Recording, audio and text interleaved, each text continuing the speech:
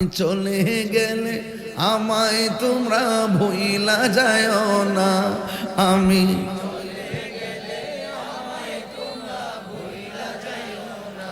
ডাইনে মামে মাটি আমার মাটির বিছানা, ডাইনে বামে মাটি আমার মাটির বিছানা। আমি চলে গেলে আমায় তোমরা ভুইলা যায় না।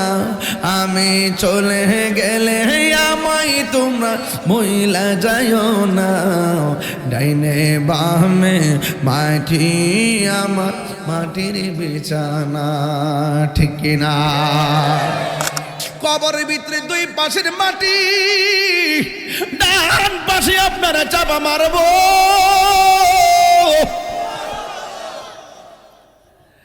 ডান পাশের মাটি চাপা মারব গো। বাম পাশের হাড্ডির ভিতরে ঢুকে যাবে, বাম পাশের মাটি চাপা মারবো, ডান পাশের হাড্ডির ভিতরে ঢুকে যাবে। আপনি বলবেন, ও ব্রাহ্মণ পড়া ডাক্তার, আমার সার্জারি করে দেন। সুযোগ আছে? কথা কন, সুযোগ আছে বাজান? এটা কি মোল্লার কথা না আল্লাহর কথা? ওয়া মা ইয়াস্তাবিল আহইয়া ওয়ালাল আমওয়াত।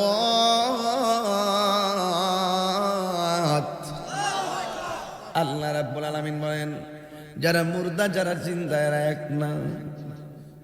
এই মুহূর্তে ব্রাহ্মণপাড়া বাজারে, একবার কিন্তু এদিকে যাওয়ার সময় দেখছিলাম ব্রাহ্মণপাড়া বাজারে একটা আগুন লাগছিল, মনে আসেনি জিল্লাল? ওই যে হাতের কোনার মধ্যে মুঠটা দিয়ে জাগলো।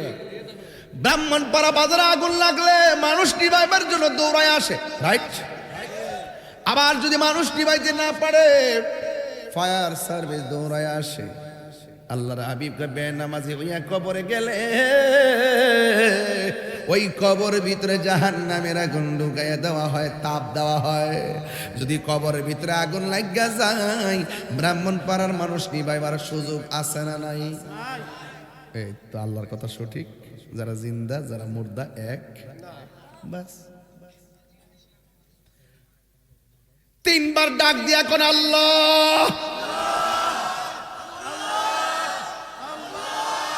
দেখেন কি আওয়াজটা হয়েছে। বাড়ি ঘরের মানুষ সবাই ডাকটা শুনছে কি শুনে নাই? কবরের ভিতরে এর চাইতে বেশি জোরে জোরে চিল্লাইতেছে, আল্লাহ ও আল্লাহ বাঁচা, আর পারি না, আর সহ্য হয় না,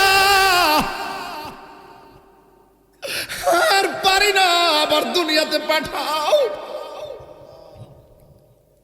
নামাজ না পড়া কবর আইলে যদি এমন ভাবে শাস্তি হবো জানতাম, নবীর সঙ্গে বিয়াদবি কইরা কবরে আসতে যদি এমন শাস্তি হইব জানতাম। ও আল্লাহ, আসমান থেকে নামে আল কোরআন, ভাঙল সবার ভুল তোমারই উপরে, আসলো কোরআনের ছায়া তোলে। খালিদ উমর আলী আবু বকর ইসলামী ঝান্ডা নীল যে তুলে। আল আমিন তুমি ছিলে চিরদিন সকল মানুষের তরে, হে রাসূল তোমাকে ভুলে আমি কেমন করে, হাজারো ব্যথা বেদনার পরে ফিরে আসনি তুমি আপন ঘরে, দিনের আলো তুমি ছড়িয়ে দিতে, চলে গেছো মদিনায় মক্কা ছেড়ে। হে রাসূল তোমাকে ভুলি আমি কেমন করে হে রাসূল তোমাকে ভুলি আমি কেমন করে আল্লাহুম্মা সাল্লি মারহাবা মাওলানা মুহাম্মদ ওয়া আলা আলি সাইয়্যিদিনা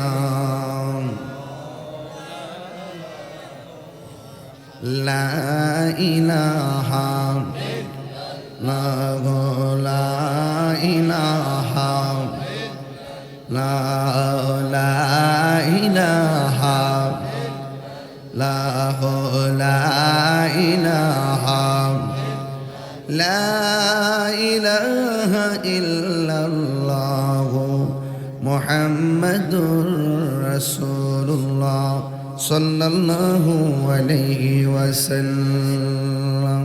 উপস্থিত কুমিল্লা ব্রাহ্মণপাড়া দীর্ঘভূমি জনাব মোহাম্মদ আব্দুল খালেক সাহেবের বাড়ি গৌসিয়া রোকেয়া শাহী দরবার শরীফের 19তম বার্ষিক ওয়াজ ও দোয়ার মাহফিল, সভাপতি জনাব মোহাম্মদ সিরাজুল ইসলাম সাহেব। আজকের মাহফিলের প্রধান আকর্ষণ বিশিষ্ট ইসলামী চিন্তাবিদ সুন্নি জামাতের অতন্দ্র প্রহরী সহযোদ্ধা আল্লামা মুফতি জুবাইর আহমদ ফাতিহি বিন হুসাইনি সাহেব। বক্তব্য রেখেছেন স্নেহাস্পদ হাফেজ আলমগীর হোসেন জালালি সাহেব, মাওলানা হাফেজ জাকির হোসেন সুন্নি আল কাদরি সাহেব। সার্বিক তত্ত্বাবধানে জনাব আবু তাহের আবরণী সাহেব, জনাব মোহাম্মদ আবু জাহের জাহিদ সাহেব। মাহফিল পরিচালনায় বড় শাহজাদা মোহাম্মদ এনামুল হক বিল্লাল। উপস্থাপনায় জনাব মোহাম্মদ রুহুল আমিন স্যার। মঞ্চে উপবিষ্ট আছেন যিনি আমার পূর্বে অত্যন্ত অল্প কথায় গুরুত্বপূর্ণ দিক নির্দেশনা দিয়েছেন, ডক্টর মোবারক হোসেন সাহেব। এবং উপস্থিত ডানে এবং বামে যারা আছেন সবার প্রতি আমি শ্রদ্ধা নিবেদন করছি। যেই মহান রাব্বে করিম আমাদের সকলকে রাত্র প্রায় 12টার পর 12:30 মাহফিলে উপস্থিত হওয়ার সুযোগ দিয়েছেন, শুকরিয়া তান পড়ুন আলহামদুলিল্লাহ। লাখ কোটি দরুদ ও সালাম ওই নবীর নূরানি কদম মোবারকে যিনি হায়াতুন নবী, নূর নবী, গায়েবের খবর দেনেওয়ালা হুজুর পুর নূর সাল্লাল্লাহু আলাইহি ওয়াসাল্লামের উম্মত হিসাবে আল্লাহ পাক আমাদের সকলকে কবুল করেছেন। এই জন্য শুকরিয়া তান সকলে পড়ি আলহামদুলিল্লাহ। ইন্তেজামিয়া কমিটির পক্ষ থেকে আমাকে বলা হয়েছে কবরের আযাব এবং মা বাবার খেদমত নিয়ে কথা বলার জন্য। আমি এই কথাগুলো সবসময় বলি, তবে দীর্ঘভূমিতে রাত্র 12:30টার পরে আপনাদের কাছে জানতে চাই, আমরা কি চিরদিন পৃথিবীতে থাকবো? সত্যিকার থাকবো? আমাদের ছেড়ে যারা চলে গিয়েছেন তারা কি আর আসছেন? ওরা সুখে কিনা দুঃখে আছে আমরা কি জানি? তাহলে যাদের খবর আমরা জানি না, একদিন আমাদের খবরে কেউ জানবে। 3 দিন পরে কবরে যাওয়ার পর মানুষের নাকটা পচে যায়। প্রথম কি পচে, দ্বিতীয়ত 6 দিন পরে মানুষের আঙ্গুলের নখগুলো উঠে যায়, 9 দিন পরে মাথার চুলগুলো পড়ে যায়, 10 দিন পরে চোখগুলো ফেটে যায়, 17 দিন পরে মানুষের পেটটা ফেটে যায়, 60 দিনের ভিতরে হাড্ডি থেকে গোশত আলাদা হয়ে যায়, 60 বছরে শেষ পর্যন্ত হাড্ডিগুলো পর্যন্ত মাটির সঙ্গে মিশে যায়। এটাই আমাদের জিন্দেগি। আবার ইতিহাস প্রমাণ করে 1 বছর 2 বছর না 20 বছর না 100 বছর না 300 বছর পরও লাশের গায়ের মধ্যে কোনো মাটির আচর লাগে। একটা হলো বান্দা আর একটা হলো বন্ধু, একটা হলো বান্দা আর একটা হলো বন্ধু। এই জন্য মানুষের দেহের ভিতরে একটা গোশতের টুকরা আছে, রাসূল বলছেন এটার নাম হলো ওয়াহিয়াল কলব। ওয়াহিয়াল কলব, এটা হলো কলব। বান্দা যখন গুনাহ করে ওই কালবের মধ্যে দাগ পড়ে, বান্দা যখন গুনাহ করে ওই কালবে দাগ পড়ে। অনেক ব্যস্ত মানুষ, ঠিক আছে, থ্যাংক ইউ ভাই। হ্যাঁ, কলবে দাগ পড়ে। এই গোশতের টুকরা যদি সুস্থ থাকে অল বডিটা সুস্থ থাকে। আচ্ছা বলুন তো বাবা, পানি ছাড়া কি মাছ বাঁচে? এটা বড় করে কেন, পানি ছাড়া কি মাছ বাঁচে? বাঁচে না। তো যে বান্দার কলবের মধ্যে জিকির থাকে না, এটা মরা মরা। যে কালবে জিকির নাই, এটা কি মরা। জিকির হবে কার? বড় করে জিকির হবে কার? গিজাউল কালবে জিক্রুল্লাহ। আত্মার খাদ্য হলো, কালবের খাদ্য হলো মাওলা পাকের জিকির। ঠিক না বেঠিক? তো এই জন্য আপনাদের কাছে আমার অনুরোধ থাকবে, আইয়ুব আলাইহিস সালামের মতন ধৈর্যশীল হন, যিনি আল্লাহকে বলছেন, আল্লাহ আমার অল বডি পচে গেছে, আমার জিহ্বাটারে তুমি ভালো রাখো। কেন? এই জিহ্বা দিয়ে যেন আমি আপনার জিকির করতে পারি। কি করতে পারি? জিকির। এজন্য জিহ্বাটারে জিন্দা রাখতে হইব। যে মরণের সময় দেখবেন মৃত্যুর বিছানায় পড়ে গেলে চোখ অটোমেটিকলি এমনি বন্ধ থাকে, হাত লড়াইতে পারে না, পা লড়াইতে পারে না, ঠিক না? কিন্তু যদি আপনার জিহ্বাটা জিন্দা থাকে, অল বডি নিথর হয়ে পড়ে থাকবে, জিহ্বাটা জিকিরে জারি থাকবে। এই জিকিরটা করার সময় তো আদব লাগবে, লাগবে না বাজি? আদব লাগবে। পানি ছাড়া মাছ বাঁচে না, তো জিকির ছাড়া কলব বাঁচে না। আর কলব যাদের পছন্দরে যায়, অল বডি কবরে যাওয়ার পর আপনি পচতে থাকবে।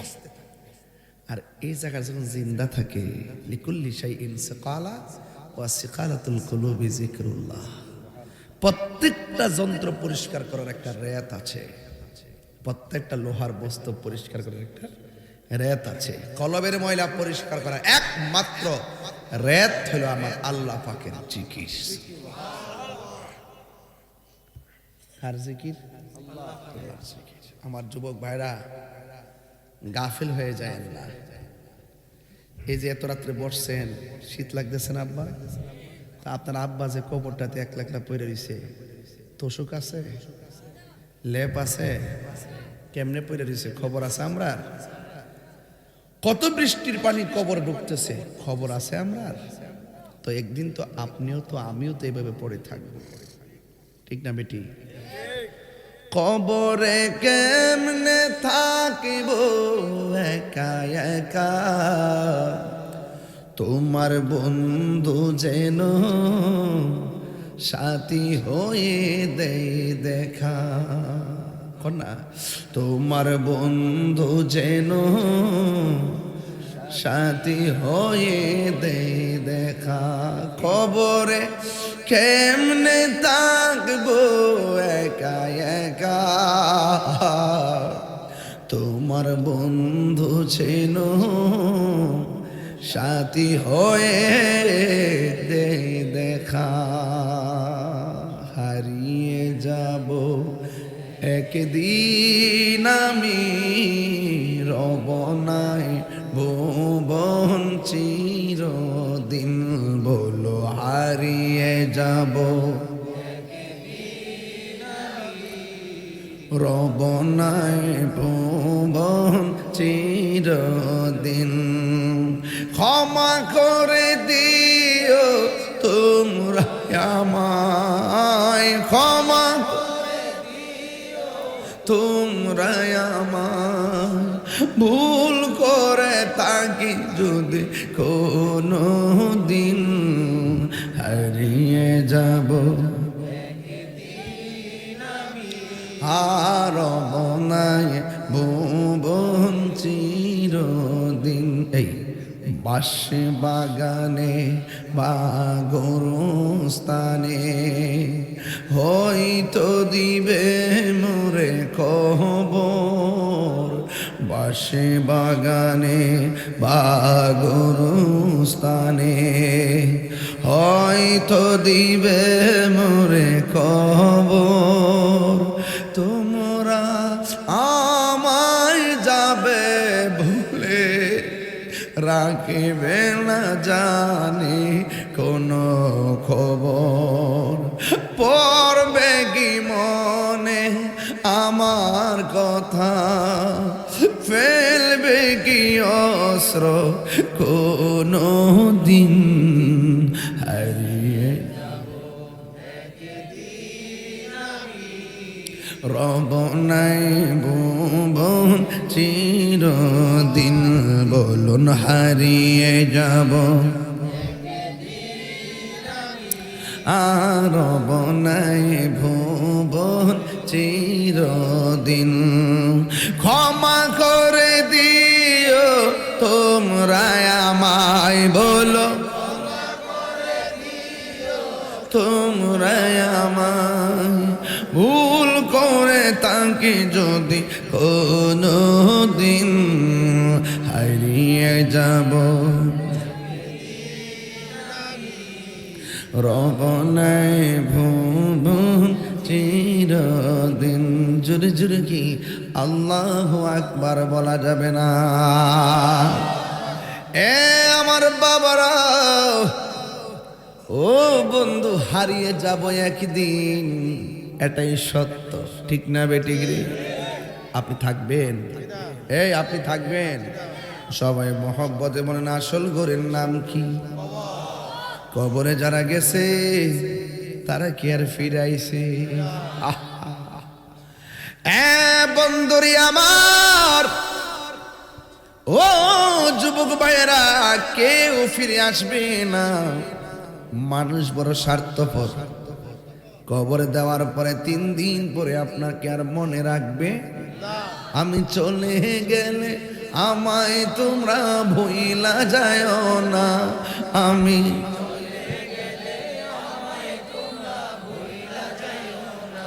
ডাইনে মামে মাটি আমার মাটির বিছানা, ডাইনে বামে মাটি আমার মাটির বিছানা।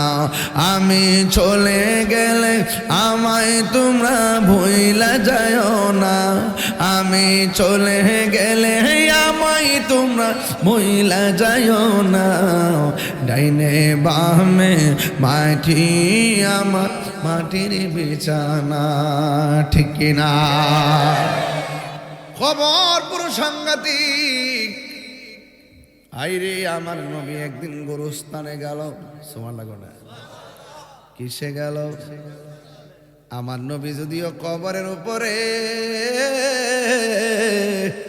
জবান খুলে কন, জবান খুলে কন রে বাবা। নবী উপরে থাকলেও নিচে দেখার ক্ষমতা আছে না নাই? আরো বড় করে কোন আছে না নাই? নবীকে ক্ষমতা দিছে কে? ওয়ামা ইয়াস্তাবিল আহইয়া ওয়ালাল আমওয়াত, ইন্নাল্লাহা ইউসমিউ মান ইয়াশা।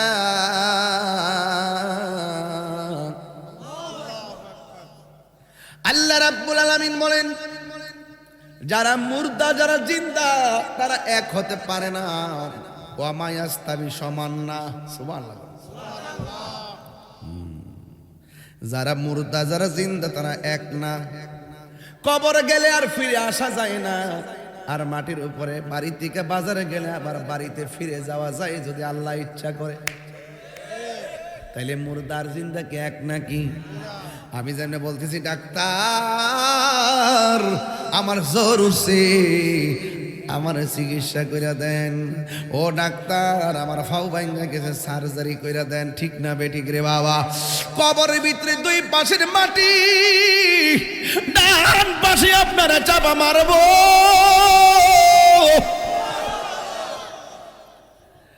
ডান পাশের মাটি চাপা মারবো গো। বাম পাশের হাড্ডির ভিতরে ঢুকে যাবে, বাম পাশের মাটি চাপা মারবো, পাশের হাড়টির ভিতরে ঢুকে যাবে, আপনি বলবেন ও ব্রাহ্মণ পড়ার ডাক্তার আমার সার্জারি করে দেন, সুযোগ আছে? কথা কন, সুযোগ আছে বাজান?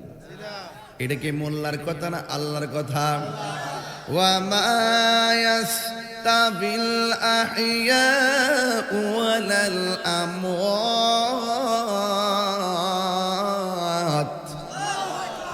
আল্লাহ রাব্বুল আলামিন বলেন যারা মুর্দা যারা জিন্দা এরা এক না। এই মুহূর্তে ব্রাহ্মণপাড়া বাজারে একবার কিন্তু এই দিকটা যাওয়ার সময় দেখছিলাম ব্রাহ্মণপাড়া বাজারে একটা আগুন লাগছিল, মনে আসেনি গেল্লাল? ওই যে হাতের কোনার মধ্যে মুঠটা দিয়ে যাগুলো, ব্রাহ্মণপাড়া বাজারে আগুন লাগলে মানুষ নিভাইবার জন্য দৌড়ায় আসে, রাইট? আবার যদি মানুষ নিভাইতে না পারে ফায়ার সার্ভিস দৌড়ায় আসে। আল্লাহর হাবিব বেনামাজি হইয়া কবরে গেলে ওই কবর ভিতরে জাহান্নামের আগুন ঢুকাইয়া দেওয়া হয়, তাপ দেওয়া হয়। যদি কবরের ভিতরে আগুন লাগা যায় ব্রাহ্মণপাড়ার মানুষ নিভাইবার সুযোগ আছে না নাই? এই তো আল্লাহর কথা সঠিক, যারা জিন্দা যারা মুর্দা এক। বাস তিনবার ডাক দিয়া কোন আল্লাহ। দেখেন কি আওয়াজটা হয়েছে, বাড়ি ঘরের মানুষ সবাই ডাকটা শুনছে কি শুনে নাই? কবরের ভিতরে আর চাইতে বেশি জোরে জোরে চিল্লাইতেছে আল্লাহ,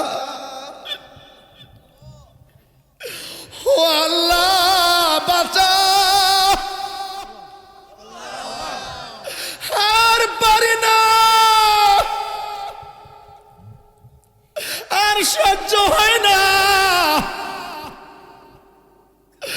আর পারি না, আবার দুনিয়াতে পাঠাও।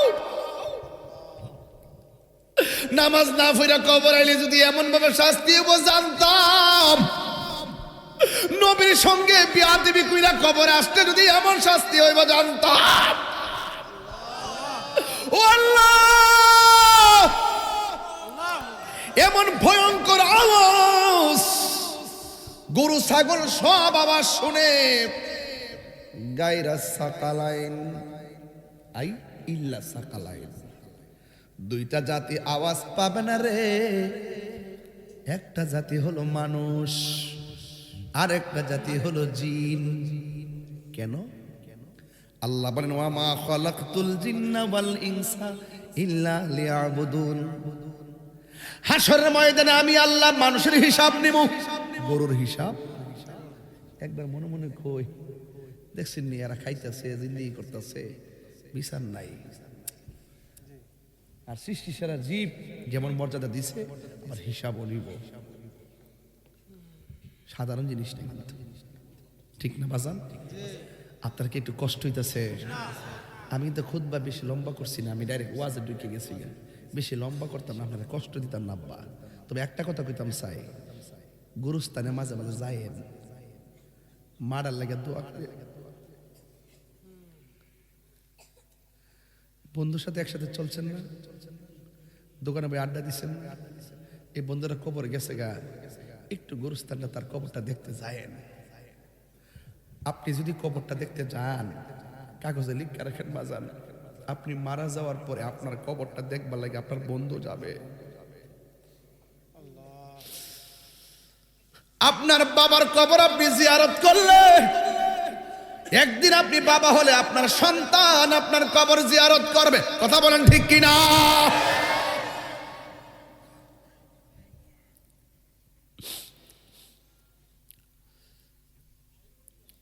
এই জন্য আমার যুবক যারা জিন্দা যারা মুর্দা তারা এক হতে পারে না। কবরে আযাবের আওয়াজ সবাই শুনে, গরু ছাগল সবাই শুনে, মানুষ শুনে না। মানুষ রে, মানুষ সৃষ্টি সেরা জীব, আবার মানুষ পশুর চাইতে নিকৃষ্ট। মানুষ সৃষ্টি সেরা জীব, আবার পশুর চাইতে নিকৃষ্ট। কি মনে করেন?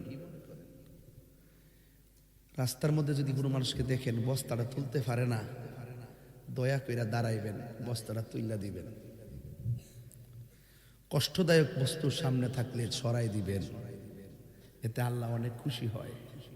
চিনেন না চিনেন মানুষকে সালাম দিবেন। বন্ধুর লোকে কথা কর না, 1 মাস হয়ে গেছে গে, প্লিজ আর রাগ করে থাকবেন না, সালাম না দিবেন, দেখবেন বন্ধুর কষ্ট দূর হয়ে গেছে। আর যদি হাতটা মিলে লেতারেন, কোলাকুলিটা করতারেন, দেখবেন বন্ধুর ঠিক হয়ে গেছে। একটা কথা মনে রাখবেন, একটা কথা মনে রাখবেন, প্লিজ ডোন্ট লাভ, সাবধানতা করলাম। একটা কথা মনে রাখবেন, বন্ধু 10 জন বানাইবেন না, বন্ধু একজন মনের মতো বানাইবেন। যেই বন্ধুরা রাত্রে 3টার সময় ফোন দিলে, দোস্ত আমার আম্মার রক্ত লাগবো, হ্যাঁ নিজের রক্ত দিব, নাইলে রক্ত ব্যবস্থা করে দিব। আর যেই বন্ধুরা বন্ধুর হাতের মধ্যে বাবার ট্যাবলেটটা তুলে দিছে, এই পৃথিবীর মধ্যে যদি কোনো শত্রু থাকে, এটা তোমার সবচাইতে বড় শত্রু। হাত তুলে বলো ঠিক কি না বলো।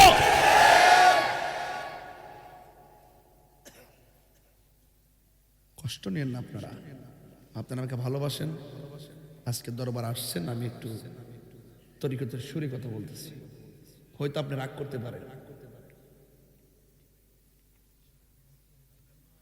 যারা মুর্দা যারা জিন্দা তারা এক, কথা বলে এক। এখন প্রশ্ন না, যারা কবরে চলে গেছে তারা তো চলে গেছে, আমাদের জিন্দাদের কাজ কি? আমাদের জিন্দাদের কাজ হলো কবরবাসীর জন্য দোয়া করা। জোরে কোন কি করা? আমি বলছিলাম নবী গুরুস্থানে গেছে, নবী গুরুস্থানে গেলেও উপরে থাকলো, নিচে দেখার ক্ষমতা আছে না নাই? আল্লাহর হাবিব প্রথম কবরের কাছে গেল, যাওয়ার পরে নবী মুস্কি হাসি দিলেন। দ্বিতীয় কবরের কাছে গেলেন, মুস্কি হাসি দিলেন রে বাজান। তৃতীয় কবরে গেলেন, মুস্কি হাসি দিলেন। সব কবরে যায় মুস্কি হাসি দিলেন, একটা কবরে যায় নবী চোখের পানি মোবারক ছেড়ে কান্না শুরু করলেন। সাহাবায়ে কেরাম জিজ্ঞেস করি, ইয়া রাসূলুল্লাহ, নবী গো, ও মায়ের নবী, গুরুস্থানে যায় সব কবর দেখে আপনি মুস্কি হাসলেন, কারণ কি? বলেন, আমার নবী দেখার ক্ষমতা আছে? ক্ষমতা দিয়েছে কেডায়? আল্লাহ দিয়েছে নবীকে সম্মান। একটু গজল গাই মাঝে মাঝে, কষ্ট আপনাদের, বলেন না। আল্লাহ দিয়েছে নবীকে সম্মান, তোমার হিংসা হবে কি? নবীর শোনে বেয়াদবি করলে আমল করে হবে কি? হাসরের ময়দানে কোন নবী কথা বলতে পারবে না, মোর নবী কথা বলিবেন। বলবেন স্যার, নূর নবী কথা বলিবেন। বুখারী শরীফে কইলা দেখো না, আল্লাহ দিয়েছে নবীকে সম্মান। বলেন, আল্লাহ দিয়েছে নবীকে সম্মান, তোমার হিংসা হবে কি? কোরআন হাদিস খুলে দেখো, সব কোরআন হাদিস খুলে দেখো, নবীর উপরে কেহ নাই, নবীর কণ্ঠের চেয়ে কণ্ঠ। নবীর সামনে জোরে কথা কন যায়? নবীর সামনে যাওয়া যায়? নবীজি যদিও মেষ চড়াইছেন, কিন্তু নবীকে রাখাল বলা যাবে? আমাদের দেশে অনেকে আছে না রাখাল বলে, এদের কথা কান দেওয়া যাবে? আল্লাহ বলছে, তোমরা পরস্পর পরস্পরকে যেভাবে ডাকো, আমার বন্ধুকে সেইভাবে ডাকো। আবার বলছে, লা তারফাউ আসওয়াতাকুম ফাওকা সাউতিন নবী। আমার আল্লাহ বলতেছেন, ও পৃথিবীর মানুষ, তোমরা আমার নবীর কণ্ঠের সামনে উঁচু কণ্ঠে কথা বলো। নবীর সামনে উঁচু গলা কথা বলা যাবে? সাবধান, সাবধান, সাবধান। আল্লাহর হাবিব যখন তিনি চলে গেছে, যাওয়ার পর আমার নবী দেখেন সব কবরে আরাম ফরমাচ্ছেন। সাহাবীরা ডাক দিয়ে কই, নবী গো, আপনি সব কবর দেখলে আপনি হাসি দিলেন, মুস্কি হাসলেন, কারণ কি? আমার নবী বলে, সাহাবীরা রে, আমি যাহা দেখি তোমরা তা দেখো। নবী ডাইনে দেখার ক্ষমতা আছে না নাই? নবী বামে দেখার ক্ষমতা আছে না নাই? নবী সামনে যেমন দেখে পিছনেও দেখার ক্ষমতা আছে না নাই? হাই রে নবীরে সেই ক্ষমতা দিছে কে? আল্লাহ দিয়েছে। এবার আমার নবীকে, ও সাহাবীরা, আমি যখন গুরুস্থানে ঢুকলাম, আমি তাকায় দেখতেছি সবগুলো লাশের নিচে আমার আল্লাহ জান্নাতের গালিচা বিছায়া রাখছে। আল্লাহু আকবার না কেন? কিসের গালিচা? আল্লাহর হাবিব বলে, আমি দেখলাম জান্নাতের গালিচার ভিতরে ওই সমস্ত মানুষগুলো সুন্দর করে আরামে ঘুমাইতেছি। এবার সাহাবী বলেন, নবী গো, নবী গো, নবী গো, তাইলে ওই কবরটাতে কেন চোখের পানি ফেলে কান্না করলেন? আল্লাহর হাবিব বলো, সাহাবীরা, আমি দেখতেছি ওই কবরের মধ্যে আযাব হইতেছে। নবী আমার উম্মতের দেওয়ানা, নবী উম্মতের কষ্ট সহ্য করতে পারে না। আল্লাহর হাবিব ডাক দিয়ে কি, ও সাহাবীরা, বাজারে একটা এলান করো, এই গুরুস্থানে যত মানুষ শোয়াইছে, নতুন গুরুস্থান তো, আল্লাহর হাবিবের এমন আরবের মধ্যে পাতলা পাতলা কবর, অনেক জায়গা তো তাদের।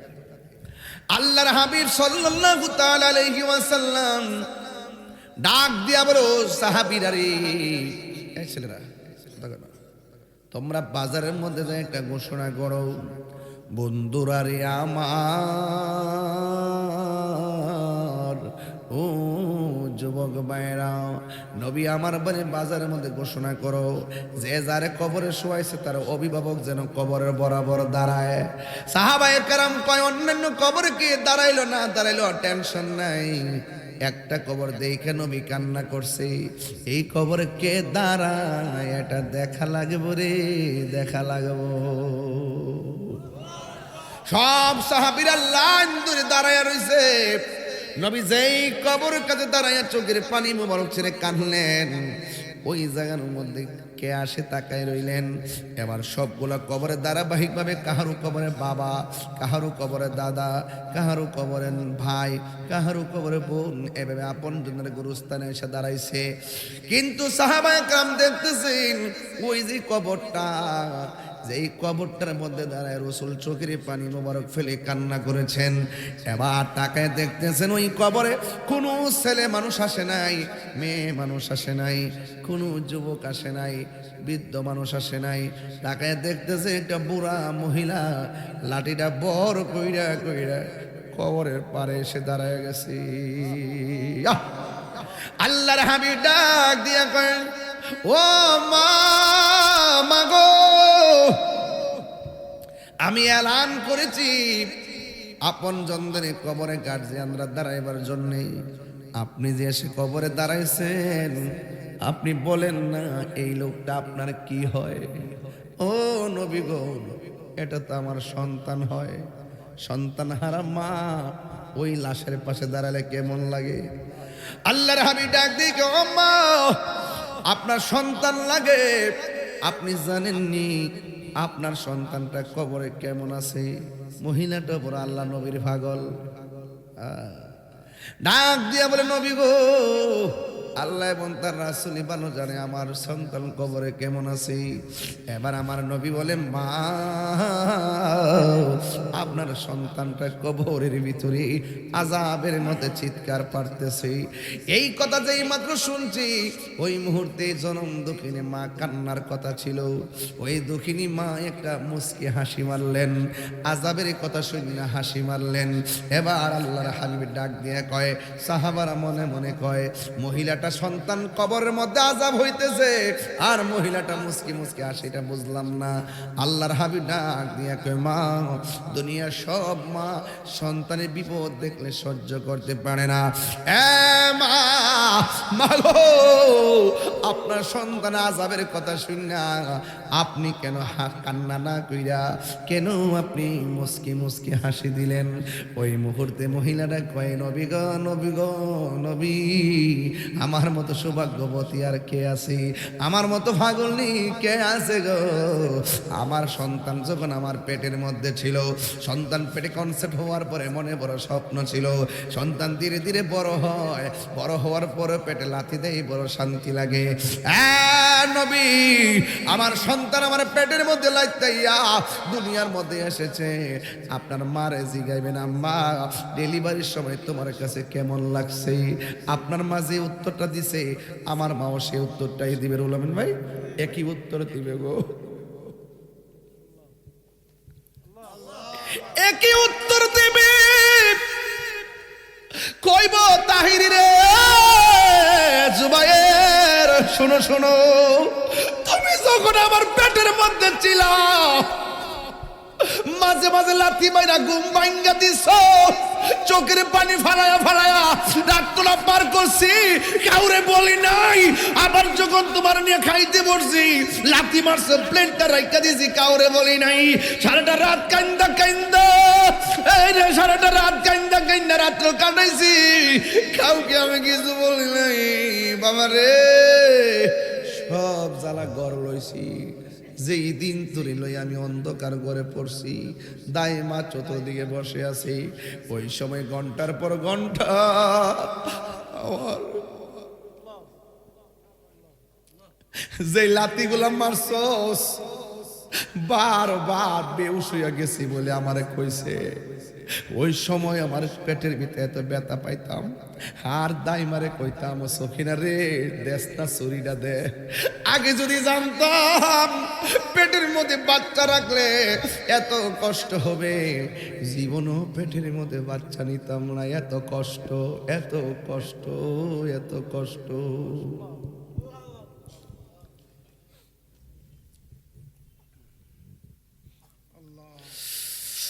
বারবার মা কয় আমার ছুরি দে, আমার গলাটা কাটটা ফলাইয়া দেই। এমনও খবর আছে ব্রাহ্মণ পাড়া সন্তান পেটে লাথি মারছে, কলিজা লাথি মারছে, মা সহ্য করতে পারে নাই, লাথি মাইরা সন্তান দুনিয়াতে আইসা ওয়া ওয়া করে কান্দে, আর মা দুঃখিনী চিরদিনের জন্য বিদায় হয়ে যায়। এমন ইতিহাস সমাজে আছে না? না, ডেলিভারি কেসে অনেক মা দুনিয়া থেকে বিদায় হয়ে যায়। আমার নবী আপনার নবী বলেন, পৃথিবীর মধ্যে যদি কোনো ডেলিভারির কেসে, কোনো সন্তানের ডেলিভারি কেসে যদি মা মারা যায়, আমার আল্লাহ মহিলাটারে শহীদের মর্যাদা দান করে দেয়। আল্লাহু আকবার। মায়ের ডেলিভারির সময় মা বেহুশ হইয়া যায়, মা ডাক দিয়া বলে, ও সন্তান কি কষ্ট করছি কস। আমি যখন বেহুশ হয়ে পড়ে গেছি তখন দাইমা কানের মধ্যে মুখটা লাগাই কস কিনা গো তোর ছেলে হইছে। এমন গায়ের মধ্যে ব্যথা, যতটুকু ব্যথা হলে মানুষ মারা যায়, এর চাইতে কয়েক গুণ বেশি ব্যথা হয়। আল্লাহ বাসায় রাখে দি কেনা বেরিটা বাচ্চা রইছে, বাসার তো কথা না, বাসার তো কথা না, আল্লাহ বাসায় রাখছে দি কেনা মাটা বাচ্চা রইছে। মা তুমি আমার আগে যেও না গো মরে।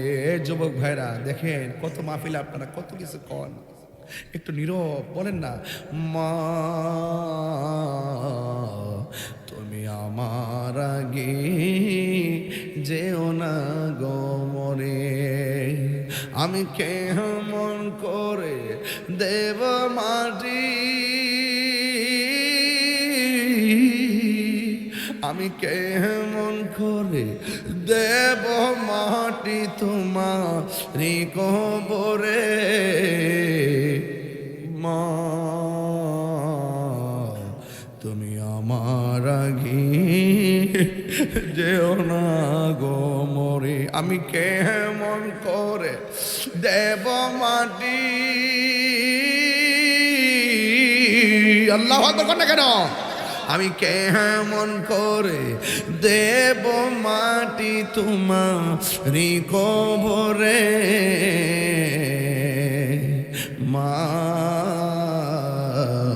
তুমি আমার আগে যেও না গো মরে যখন রাত্রি নিজুম নেই চোখে ঘুম একলা শূন্য ঘরে তোমায় মনে পড়ে মাগো তোমায় মনে পড়ে আল্লাহু আকবার কেন মাগো এ যুবক ভাইরা শিখেন মাগো তোমার মতো লয় না কেহ আমায় কোলে টানি মাগো তোমার মতো লয় না কেহ আমায় কোলে টানি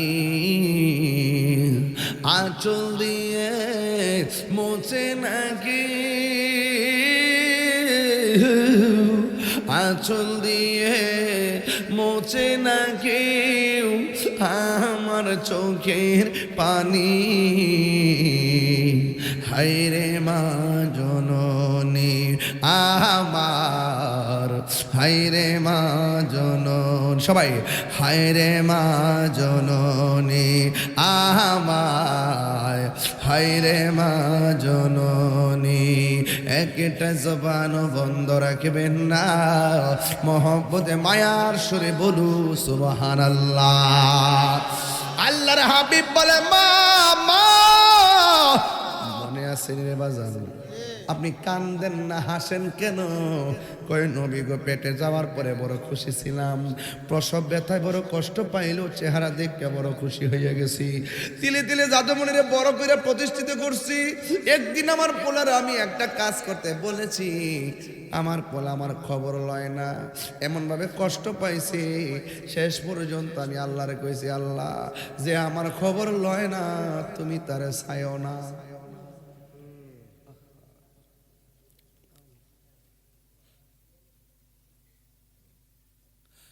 যেই সন্তান আমার খবর লয় না ও আল্লাহ তুমি তারে দয়া করো না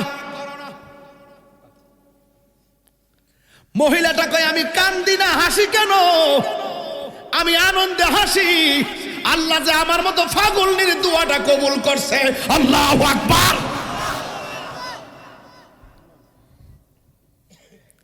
মা বাবা এমন জিনিস খবরদার পোলাপন আমি তাহিরিকে যদি এক সেকেন্ডের জন্য ভালোবেসে থাকো খবরদার বলে দিয়ে গেলাম মা বাপরে কোনোদিন কান্দায়ও না মা বাবারে কোনোদিন দুঃখ দিয়েন না এবার নবী কয় মা তোমার ছেলে কষ্ট পায় শুনে তুমি হাসতেছো একটু তুমি দেখো না কেমন কষ্ট করে কয় দেখার দরকার নাই আমার নবী মুস্তাজিবুদ দাওয়া উম্মতের কষ্ট নবী সহ্য করতে পারে না মারে পেয়ে গেছে নবীর কাজ হলো ক্ষমা চাওয়ায় নেওয়া এবার নবী আল্লাহর ডাক দিয়ে আল্লাহ কবরটারে আলোক করে দাও যেন মহিলাটা তার সন্তানের কষ্টটা সরাসরি একটু দেখতে পারে যুবক ভাইয়ের আমার যেই মাত্র নবী দোয়া করছে আপনারা জবান খুলে নবীর দোয়া কবুল হয় কি হয় না দোয়া করতে দেরি কবরটা মাঝখানটা ফেটে গেছে এবার নবী ডাক দিয়ে কে আম্মা একটু দেখেন না সন্তানটা কবরে কেমনে কাঁদতেছে আল্লাহর কসম করে বলি আপনি মারে যতই কষ্ট দেন না কেন 10 বছর মারে কষ্ট দিয়া দূরে থাকলেও একদিন মার সামনে এসে বলবেন আম্মা কেমন আছেন কথা বলতে দেরি মা 10 বছরের দুঃখ 1 সেকেন্ডে ভুলে যায় এটার নামই হলো মা যেই মাত্র মা এতক্ষণ বললো আমার দোয়া আল্লাহ কবুল করছে আজাব হইতেছে আমি খুশি যেই মাত্র আমার নবী কবরটার আলো করাইছে সন্তান যখন দেখছি কবরের মধ্যে সাইড মারতেছে মা আর সহ্য করতে পারে না ডাক দিয়া কি ইয়া রাসূলুল্লাহ আওয়াজটা জোরে হবে ইয়া রাসূলুল্লাহ নবী গো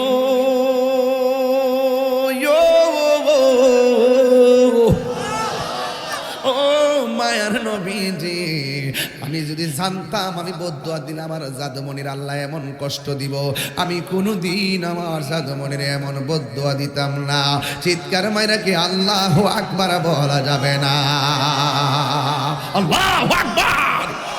ডাক দিয়া বলে, ইয়া রাসূলুল্লাহ, নবী গো, ও নবী, আগে যদি জানতাম আমার জাদুমণির এত কষ্ট দিব, জিন্দেগিতে আমি বদদুয়া দিতাম না। আল্লাহর হাবিব বলেন, মা আগে বলেন আপনি মাফ করছেননি? কয়, হুজুর গো, নবী গো, আমার মনে কোনো দুঃখ নাই, আমার সন্তানটারে যেন আমার আল্লাহ মাফ করে দে। এই কথা বলতে দেরি রে বাবা, আমার আল্লাহ সন্তানের বডির নিচে জান্নাতের গালিচা বিছাইয়া দিছি। চিৎকার মেরে কি আল্লাহু আকবার বলা যাবে না? আমি বুঝাইতে চাইতেছি, মার মনে কষ্ট দিলে দুনিয়া তো ভুগবা, আখিরাত তো ভুগবা, কবরেও ভুগবা। এই জন্য একটা মানুষের দোয়ার মাঝখানে কোনো পর্দা থাকে না। দোয়া করলে ডাইরেক্ট কবুল, বদদুয়া দিলেও কবুল। এই মানুষটার নাম হলো জনম দুঃখিনী মা। খবরদার খবরদার, ওই মা বাবাকে কান্দাইয়া শুধু তাহিরির ওয়াজ কেন, মক্কা মদিনা গেলেও কোনো লাভ হবে না। কথা বলেন ঠিক কিনা? বন্ধুগণ, অনুরোধ করে বলি, খবরদার খবরদার, আজকে যারা মা হারাইছেন বাড়িতে কারে মা কইয়া ডাক দিবেন। যারা আমার মতো বাবা হারাইছেন বাড়িতে যায় কারা বাবা কইয়া ডাক দিবেন। আমি তাহিরি মাঝে মাঝে ওয়াজের মধ্যে বলি, বাবা গো বাবা। এই যুবক, কষ্ট দিচ্ছে আপনাদের? বাবা গো বাবা, বাবা তুমি কেমন আছো ছোট মাটির ঘরে? তোমার কথারি দয় মাঝে পড়ছে বারে বারে। বাবা গো বাবা,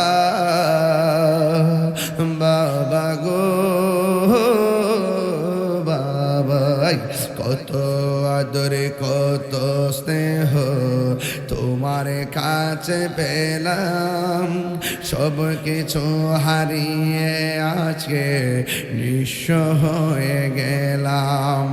কত আদরে কত স্নেহ তোমার কাছে পেলাম, সব কিছু হারিয়ে আজকে নিঃস্ব হয়ে গেলাম।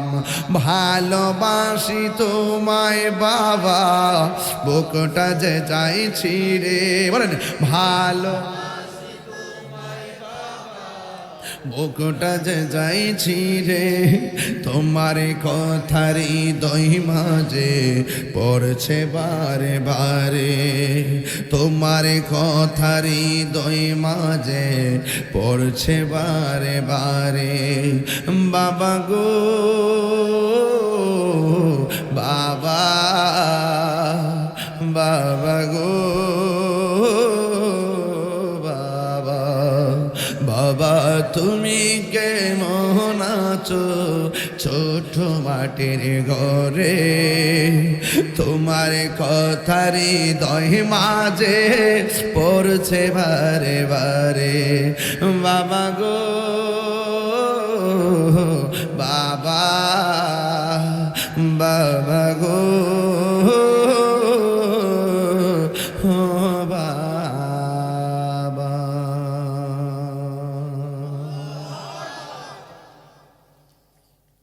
বাবা, আসল ঘরের নাম কি? মা বাবার মনে কষ্ট দেওয়া যাবে? যারা কষ্ট দিয়েছেন কি করবেন? মার কাছে যায় বলবেন, আম্মা তাহির হুজুর কইছে তোমার যদি কষ্ট দিই তাহলে জিন্দিগি শেষ। এটা তাহির হুজুরের কথা না, স্বয়ং নবীজি বলছে। কথা কর ঠিক না বেটি? মা বাবার মনে কষ্ট দিলে কে কষ্ট পায়? আজকে থেকে এই যুবক দেখেন তো, আমি যেভাবে মাঠ নিই মাঠ সেভাবেই যায়। 1 সেকেন্ড 1 ঘন্টার ভিতরে হাসি দেওয়ার কোনো সুযোগ আছে? অন্যদিকে মনটা যাওয়ার সুযোগ আছে? এই জন্য আপনাদের কাছে আমার এই ভালো লাগা আর ভালোবাসার জায়গা থেকে অনুরোধ করে বলবো, যুবক, আল্লাহর ওয়াস্তে আল্লাহর ওয়াস্তে আল্লাহর ওয়াস্তে মা বাপরে কষ্ট দিয়েন না। হজে গেলে 6.5 লাখ টাকা লাগে না জুবাই সাহেব? 6.5 লাখ টাকা, উমরা করতে গেলে 1.5 লাখ টাকা লাগে। আর রাসূল বলতেছেন মার চেহারার দিকে তাকাইলে কবুল হজের সওয়াব হয়ে যায়। সাফা নাই, মারওয়া নাই, মিনা নাই, মুজদালিফা নাই, আরাফা নাই, কিচ্ছু নাই, তাওয়াফ নাই, মার দিকে তাকাইলে সুনজরে আল্লাহ কবুল হজের সওয়াব হয়ে যায়। সুবহানাল্লাহ কইতেন না? কি লেগে এত সওয়াব? কারণ কি? ওয়াহনান আলা ওয়াহনিন, ওয়াহনান আলা ওয়াহনিন। এই পৃথিবীর মধ্যে সবচাইতে যদি পৃথিবীতে কষ্টের পর কষ্টকে করে থাকে সেই মানুষটা হলো মা। আল্লাহ আমার সন্তানটারে তুমি সুলতানুল আরিফিন বানায় দাও। মার দোয়া করলে ওলি হয়নি, আরে কন্যা হয়নি। মার দোয়া থাকলে রিজিকের দরজার তালা খুলতে দেয় আল্লাহ, রিজিকের দরজার তালা। আরে বাবা দোয়া কি জিনিস তো বুঝি না আমরা। আরে মার দোয়া করে দিলে বহুত বিপত্তি করে আল্লাহ বাঁচায় রাখে। এখন তো আসতে 5 মিনিট লম্ব হয়ে যাবো গা, এরপর কয়ালাই এক ছেলে কইতাছে ইয়া রাসূলুল্লাহ, সরি এক সাহাবীর কাছে যায় বলতেছে, ও নবীর সাহাবী, আমি একটা মেয়ের বিয়ের প্রস্তাব দিছি, সে রাজি হইছে না। একটু পরে একটা ছেলে মেয়েটার বিয়ের প্রস্তাব দিছে, রাজিও হইছে, বিয়াও হইছে। এই ব্যাপারে আমি মেয়েটার প্রতি রাগ করছি, কইরা আমি মেয়েটারে মাইরা ফেলাইছি। মেয়েটারে, ও নবীর সাহাবী, আমার কোনো ক্ষমা আসেনি? সাহাবীকে তোমার মা আসেনি? কেউ হ্যাঁ কইতাছে আমি গুনাহ করছি, মাইরা লাইছি, খুন করছি, আমার কোনো তওবার দরজা আসেনি? সাহাবীকে তোমার মা আসেনি? আরেক সাহাবী কয় কি ব্যাপার, অত বড় অন্যায় করছে, হয়তো বলবে তুমি তওবা করো, তোমার ক্ষমা নাই বা ক্ষমা আছে। মার সঙ্গে খুনের সম্পর্ক কি? খুনের সাথে তওবা না হইয়া মার সম্পর্ক কি? এক সাহাবী যায় জিজ্ঞাসা করে, কি গো সাহাবী, আপনি আপনার কাছে আসছে, খুন করে ফেলাইছে, ক্ষমা আসেনি, আপনি বলেন মা আসেনি, কারণটা কি? ওই সাহাবী বলতেছে, সে যে অন্যায় করছে, তার মা যদি জিন্দা থাকে আর মা যদি এই অন্যায়টা শুনে, শোনার পরে ওই মা যদি ফুলার পক্ষেও যদি আল্লাহ রেখে, আল্লাহ আমার ফুলা ভুল করছে, মাফ করে দাও, এই পৃথিবীতে একমাত্র একটা সহায়ক ঠিকানা, আস্থার জায়গা, কবুলিয়তের জায়গা হলো মার দোয়া। কি বুঝাতে পারছি আপনাকে? মার দোয়ায় আপনার গুনাহও মাফ হয়ে যায়। আপ গুনাহ করছেন আপনি, মা দোয়া করছে, আপনি ওলি হয়ে গেছেন। এই কথা বলেন না কেন? এমন ইতিহাস আছে না নাই? বলেন না কেন? আসেনি? আছে, আমরা টের পাই না, আমরা নগদ বিশ্বাস করি। আরে বেটা মার দোয়া থাকার কারণে দিলে শান্তি আছে, মনে শান্তি আছে, গায়ে শান্তি আছে। মা গেলাগা বুঝবা, যে ডাল ধরবেন এই ডাল ভাঙ্গা পড়বেন। কি মা যার বেঁচে নেই তার মতো দুঃখী নাই, মা যার বেঁচে নাই তার মতো দুঃখী নাই, খালা ফুফু মায়ের মতো না আমাগো জান্নাতের। একটু হাত তুললে কি গুণ হইব? একটু শীতের মধ্যে হাত তুলে মারার জন্য। জান্নাতের চাবি আমার মা, মা আমাগো জান্নাতের চাবি আমার মা। কত দেখি কেমন লাগে, মা মা গো জান্নাতের চাবি মা। মা যার বেঁচে নাই তার মতো দুঃখী নাই, মা যার, দুইটা দাগ সোজা করেন, সোজা করেন, কি নাই, খালা ফুফু মায়ের মতো না আমার জান্নাতের চাবি আমার মা, মা আমার জান্নাতের চাবি আমার মা। ঠিক কিনা? তোমরা কোনো দিনও মায়েরই মনেতে কষ্ট দিও না। আমার যুবকরা কণ্ঠ খোলো, তোমরা কোনো দিনও মায়েরই মনেতে কষ্ট দিও না। ওরে মা বাবার মনে কষ্ট দিলে আল্লাহ জি সহে না, মা বাবার মনে কষ্ট দিলে আল্লাহ জি সহে না। তোমরা কোনো দিনও মায়ের মনেতে কষ্ট দিও না, তোমরা কোনো দিনও মায়ের মনেতে কষ্ট দিও না।